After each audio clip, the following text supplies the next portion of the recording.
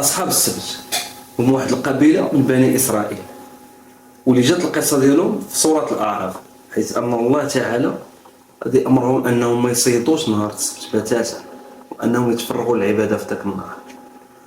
فهما غادي يكتشفوا بان السبت تيكون فيه السمك بوفره. كيفاش حنا نضيعوا هذا السبت هذا ما نصيدوش فيه؟ ما يمكنش.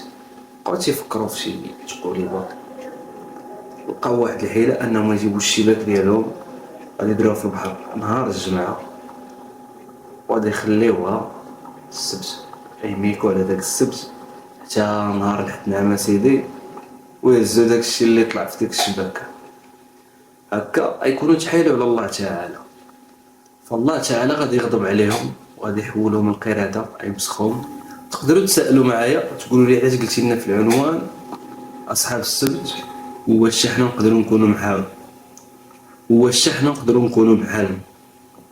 فبصح غادي نقدروا نكونوا بحالهم، لاننا فريمون في هذا الزمن هذا كاينين شي محرمات ولينا تنسميوهم مسميات غير الاسم ديالها باش نتحايلوا على الله تعالى، بحال مثلا الربا ولينا نسميوها فائده، بحال القمر ولينا نسميوه ترفيه اولا رهانات عادي، بحال كيجي شي واحد تيقدر شي مصلحه كتعطيه رشوه تيقول راني عطيت لفلان القهوه ديالو، لا هذيك ماشي قهوه، هذيك راه رشوه، والرسول صلى الله عليه وسلم لعن الراشي والمرتشي والرائش بينهما، والله يهدينا اجمعين. السلام عليكم.